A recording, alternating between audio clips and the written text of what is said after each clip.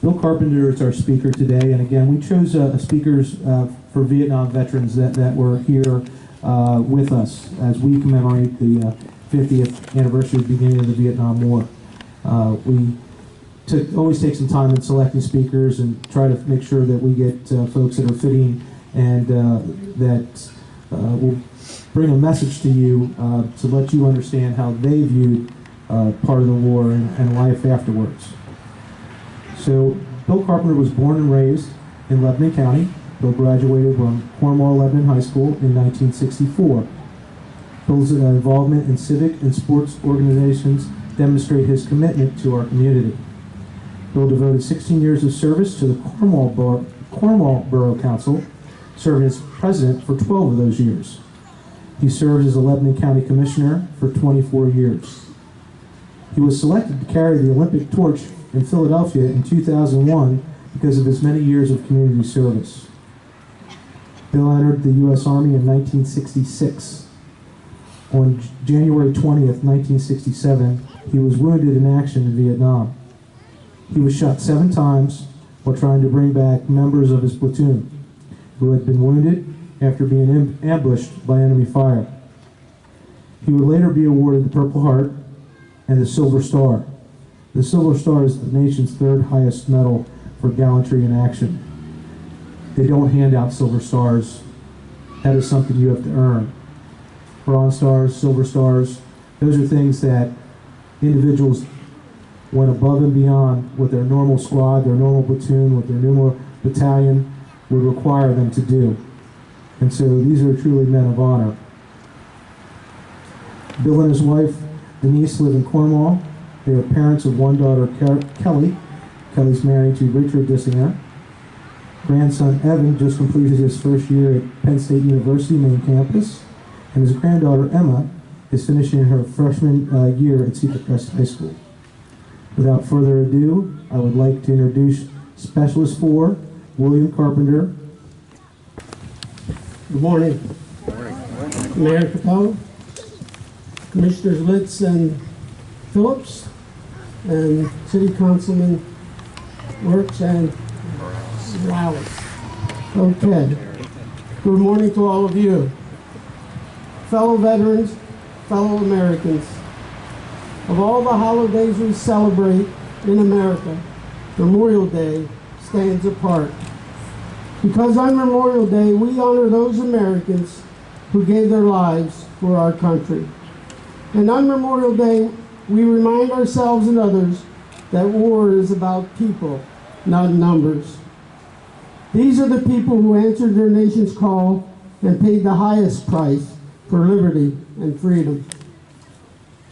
We should not only feel a deep sense of loss for our brothers and sisters who are truly fallen heroes, but also a deep sense of pride and respect for their action to preserve peace and freedom for their great country.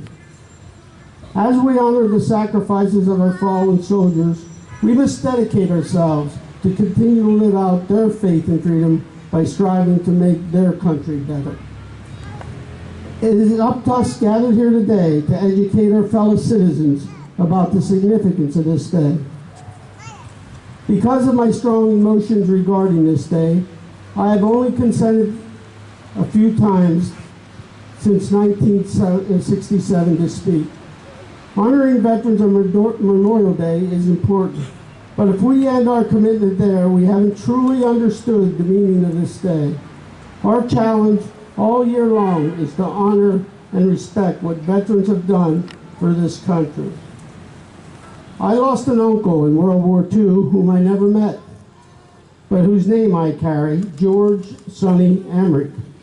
I can't tell you how many times during my lifetime that I've heard people say kind words about Sonny. In most cases, these kind words were expressed by people who had no idea that Sonny was my uncle. I'm sure most of you gathered here today have a similar story to tell about a relative or a friend. The thing to remember is that these men and women served freely and chose not to desert their country and what it stands for. Every year that I attend a Memorial Day ceremony, I feel somewhat embarrassed. that I lived, and many of my friends paid the ultimate price, their lives. A day doesn't go by that I don't think of Vietnam and my experiences there. I wonder time and time again why I was spared and so many of my friends and fellow soldiers lost their lives. 50 years later doesn't make it any easier to accept. As I'm preparing this speech, I feel the hurt and the pain that so many families must live with. I have asked God many, many times why things happened the way they did. He has given me the inner strength to live day to day and make the best of experience, which is very troubling. I know the soldiers with whom I served were proud of America and considered it an honor to be able to serve this great country. This Memorial Day and every Memorial Day, we should have an outburst of patriotism and pride in those who have served our country, especially those who, as Lincoln said, gave the last full measure of devotion. What this means is that those who died freely committed themselves to the cause of freedom at great personal risk. We, as Americans, must make a moral commitment to rededicate ourselves to the significance of this day. Memorial Day was not originated to be the first picnic of the summer, nor was it originated to take a weekend trip to the shore, nor was it originated for channel hopping of sporting events.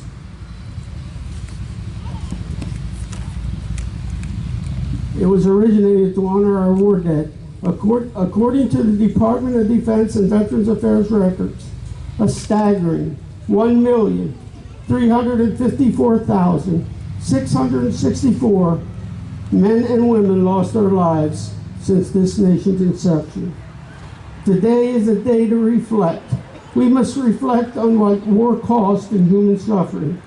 I always say the people who talk the most about the glories of war know the least. We must remember and should be forever grateful to those brave men and women whose sacrifice helped pave the way for us to live in a country that is strong and free. We must also remember the families of our fallen heroes, and we must grieve their losses. Today we should also remember the faithful men and women, soldiers, sailors, Marines, Coast Guardsmen, and airmen who are now serving in our armed services. In such reminders, there is hope. Hope for today and hope for tomorrow. A hope which has been made possible because of the human sacrifices made to secure freedom for America.